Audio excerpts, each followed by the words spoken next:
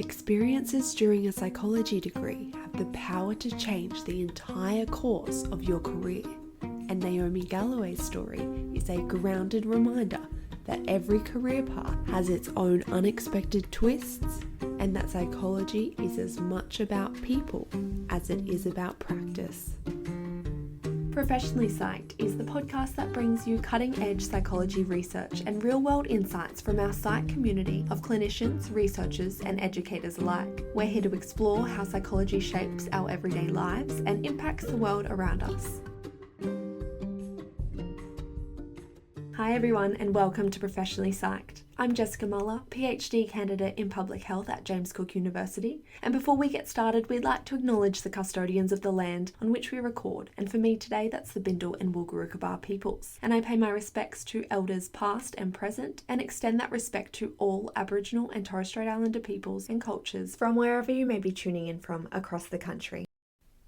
In this episode of Professionally Psyched, Dr. Amanda Krause sits down with Naomi Gallaway, a recent JCU graduate and psychologist, to talk about what it's really like working on the front lines of youth mental health and wellbeing in regional Australia.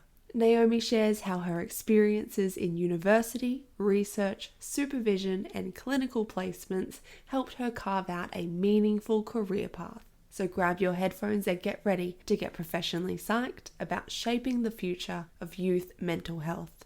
Enjoy. Hi, Naomi. Welcome to the podcast. Thanks so much for joining me today. Thanks for having me. To start, could you please introduce yourself? I can. So my name's Naomi. I'm a psychologist working with the Child and Youth Mental Health Service at the moment. So that's a part of Queensland Health. And you are a recent JCU graduate. Yes. And you did both your undergraduate and post-grad work at JCU. Yeah. Can you tell me a little bit more about sort of your education into career transition? Yeah, so I pretty much left high school and came straight up here to JCU to get started at uni. So I started off in the Bachelor of Psychology. So I guess I really wasn't super familiar even with what the requirements were at that point to become a psychologist. I was just quite fascinated in this space, and so I was like, that works for me. So I started the Bachelor of Psychology thinking it was maybe that 3-year degree, and then it ended up needing the honours. So I did my honours as well, which was, the research project. And so you do a lot of that theory stuff and you get to do a lot more of the research. And then in those years 3 and 4, I guess, you finally get a little bit of that clinical taste, which is where it's really exciting. So I finished up my bachelor's and then I went into my Master of Psychology clinical. So that was another 2 years. So I've been at JCU for 6 years now at that point for study, which was a really long time. And I guess 6 years was not really what I was expecting. And you said you weren't even really sure at the beginning. At what point did you sort of go, clinicals for me, this is the way I want to go? Because you could have gone so many different directions. So like what clicked or what sort of helped you make that decision? Yeah. So I think it was in, I'm going to say like second semester, 3rd year, you do a little bit of kind of like an assessment subject. So like psychometric assessment. So assessing for things like ADHD, autism, all of that kind of stuff, but they really just introduce you to what that looks like. And I was like, wow, that's really cool. That clinical based, working with consumers, clients, things like that. And then we did a counselling subject actually, which you had to do some role plays and things like that, which were terrifying at the time.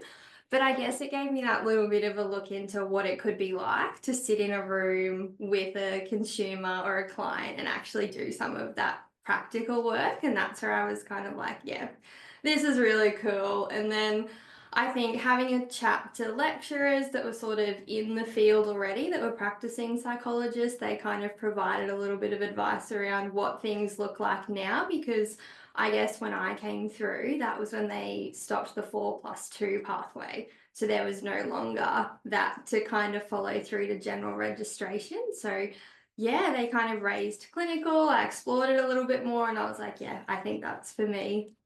And because we've worked together on research projects, I know a little bit about what you were able to do through both your honors research and master's research.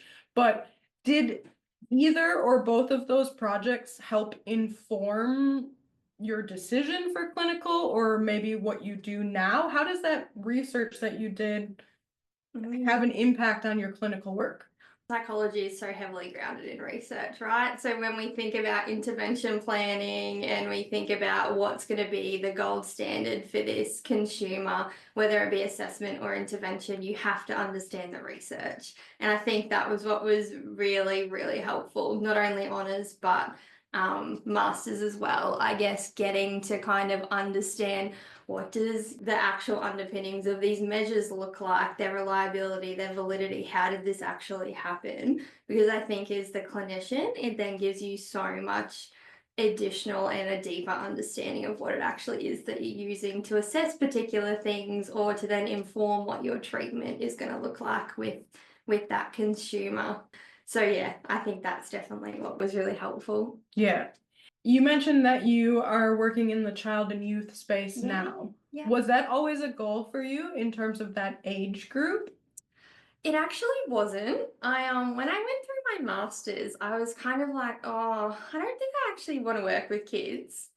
And then I started placement, obviously, like at the JCU clinic, and a lot of my clients were in that child kind of youth space, and I really, really enjoyed it. And so then I sought my next placement actually at the Child and Youth Mental Health Service. And so I did, I think, 14 weeks with them and just loved it, because you get a really nice balance of assessment, so like neurodevelopmental kind of stuff, but then intervention and really complex kind of case management.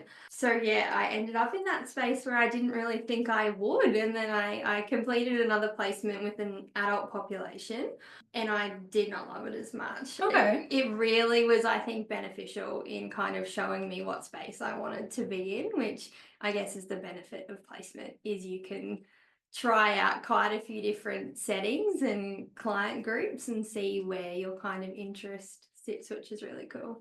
Yeah, speaking of interest, is there a particular type of client or a particular type of treatment, intervention, something that really captivates your attention?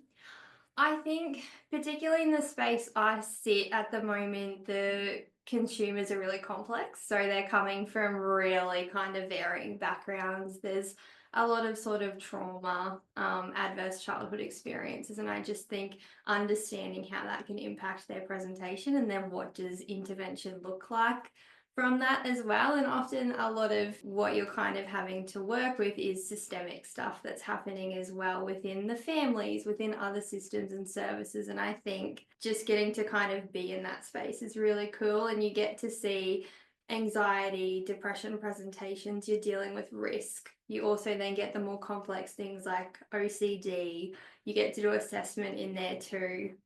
So you just get such a broad range, which I think is always really interesting, and every young person is so different. So I think particularly you get to see so much, and the intervention we use too is really varied with lots of different presentations as well. How do you stay on top of that diversity? Yeah, it's a lot of supervision actually. So we're really lucky where we sit. We get access to a lot of senior clinicians. So we have opportunities to kind of sit with them a lot, and talk about these complex cases. We also have a lot of opportunity for PD as well, which is really good. And then I think in that space, I find it really interesting anyway. So I do quite a lot of reading on my own as well, sort of outside of it. But I think supervision really is where a lot of that sits, is getting to kind of talk through those complex young people and getting that input, I guess, from senior clinicians and things like that. Yeah, and I'm just thinking, you've referred to supervision, and you've got supervision in a number of different ways that works throughout your studies and then now in work. Can you just talk a little bit more? I'm thinking, if you're somebody starting out and you don't really know what that is as a part of your psychology degree and then work, can you tell me a little bit more of like, what is supervision? Yeah. What happens? Yeah, and so I think even so through uni and then even into kind of practical working life, supervision sits quite similarly. It's a space where you can bring things that are challenging at the moment, and your supervisor will kind of help you through that. They kind of guide you through that process, and it's a really nice space, I guess, for them to be able to kind of recommend, hey, go and find this out. This is a place you could look here. And I guess it's also really a validating place as well. And you can sometimes feel like things are really overwhelming, whether that be your research project or quite a complex client. So it's a really validating space that you can ask those questions. You can feel safe in that space to ask those questions as well, and to have that guidance. And it also can be a space to have a bit of a laugh, I think, too, when things are really tricky and you kind of just need someone to have that relationship with, where you can speak about things quite openly. So I think, yeah, supervision is going to be something, if you're in the field of psychology, whether you're at university or you're out in clinical practice, it's always going to be really important, and I think something of high value. Yeah, and certainly that high value in that safe space, right? Because I would imagine if you dropped me in front of a complex child going from uni into my first job, like how scary can that be? Yeah, it can be really quite terrifying, actually, particularly because I think so much of your bachelor degree is 4 years, is no client facing time, really. And then you get to your master's, and then you do 6 months of coursework, and then you are straight in front of a client. And so it can be really quite scary. And I think that we talk about imposter syndrome and things like that can kind of pop up a little bit sometimes. But that's where that supervision is really important, because then you're not in on it alone. You have someone else to kind of share, particularly if there's a risk or anything like that, you can share that with someone else, and you can safety plan, and you can, really be quite intentional around what that then looks like, which I think is really, really helpful, particularly as quite a early career clinician. Yeah. And in thinking of that, if I was sort of thinking this was maybe my career path, do you have any recommendations of what somebody who maybe isn't quite yet at that point of enrolling in a master's degree, what can you do to sort of get extracurricular experience that is going to be beneficial to getting to that point? Yeah, so I think getting involved within the time that you're in your bachelor degree can also be really quite helpful in terms of research projects and things like that, because that looks, I guess, you're kind of interested in research, you're exploring a little bit more. I guess in terms of more that clinical sort of practice you could maybe get into a little bit is like Lifeline and things like that. So the online counselling service, I think, you need to do some training to do it first, but that is a really good space to get some of those, building micro skills and things like that, before you sort of head into masters. And I think just, being involved in what uni can offer as well is really helpful. While you were at JCU, you were also involved in some teaching through PASS. I think you also did marking and things. So how did that help you prepare for your career? Yeah, I think particularly when I reflect back on PASS, where you kind of have that opportunity to sort of, I guess, connect with peers, and, you really utilize those people skills a little bit, because you have a group of people you don't know, and you're often asking them to kind of do group activities together, and often that can be a little bit tricky because it can be quite scary to get involved in those kind of things sometimes. But being able to kind of get people on board, communicate with people in a way that makes them sort of feel like they can participate in a group was really helpful. And I think it also gave me that little bit more confidence that maybe I wouldn't have otherwise had, to kind of particularly interact with clients really early on, because I guess I'd had some of that opportunity to sort of be in a space where I did feel uncomfortable for a little while, standing out in front of people and talking to people I didn't know. So that was really helpful. And I think around marking as well, it gives you that little bit more insight also into around what's happening in the subjects, and you build your knowledge more as well, particularly if it's really quite heavily psych-related stuff, assessment, therapy kind of skills that you might be doing some marking for is really helpful because it's just like consistent refreshers for you as well, which is a good space to kind of be in, I think. Yeah, and you said earlier, speaking to like that continual learning, that you do PD. So like, even though you've graduated from JCU, you're not done learning. What kind of PD are you seeking out? Yeah, so I guess it's going to look different for everyone in what space they're in. For psychologists, we usually kind of get a bit of a learning plan going at the start of every year and what that looks like and what PD we might want to sort of focus on a little bit moving forward. For myself, this year, I've really kind of focused around family therapy skills and working with parents that have children that have a mental health challenge at the moment. So yeah, I've got quite a bit of PD coming up at the moment actually, which is really exciting. That's really cool. And I suppose when you're working with young people, you are also working with their families and maybe also schools and other organizations. How do you navigate working with the young person as well as sort of those external but related people? It can be a really interesting process actually because you have this young person that you're seeing weekly or fortnightly, so you have this really nice rapport established with them, and then you've got caregivers, parents, it might be sort of informal carers as well who are looking after that young person, so you integrate them into the therapeutic space as well. And I guess it looks different for everyone in how that works, but then you're reaching out to stakeholders a lot too. So school is a really big one that we work with a lot. So it can look like emails with guidance officers, phone calls, but then it can look like big stakeholder meetings where we have ourselves, school, parents, if there's any other services involved, whether it be NDIS supports. And so it's really, I guess, about bringing everyone in and making sure everyone's on the same page so we can kind of get that really nice patient-centered care happening.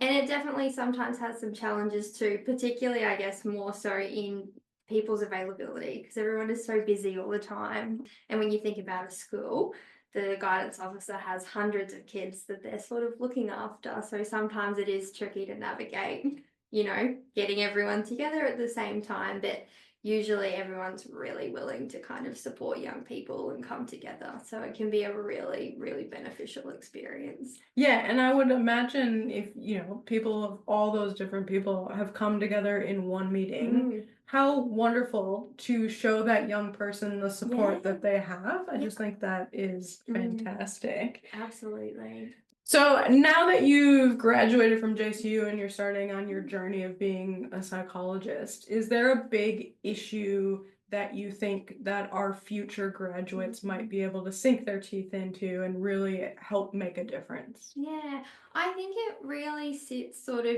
in that lack of psychologists that we have, particularly in the North Queensland region. And even when we think about where that sits, and I'm thinking around government services, but even NGOs. So there's a real, I guess, shortage of staff in our space at the moment. And so, we are having this kind of mental health crisis, and particularly for young people and even that 18 to sort of 25 age group, there's really not a lot of services out there that can offer support, and the services that can offer those supports, they're really quite understaffed and they have wait lists that are months and months and months long. So I think it would be really wonderful to see more, early career psychologists in the North Queensland region specifically, and being able to kind of fill those gaps that we have at the moment. Yeah, and I think the other thing there to mention maybe is that with your psychology degree, obviously, like you went on to do the clinical degree and work as a psychologist,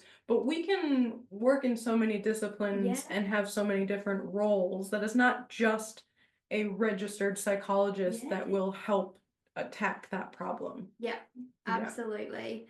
Even, kind of thinking around like myself, we work in such a multidisciplinary team. So we have psychologists, we have OTs, we have speech pathologists, we have social workers and nurses, and they are all, mental health clinicians. So there are different pathways out there to kind of be really active in this space as well, which is really important. Super important and a great point to end on. So Naomi, thank you for joining me on the podcast today. Thank you for having me, Amanda. Thanks for listening to Professionally Psyched. This podcast wouldn't be possible without the ongoing support of our Psych community. If you'd like to show your support or if you want us to cover anything on the pod, reach out via our emails, and don't forget you can listen to full episodes on Spotify.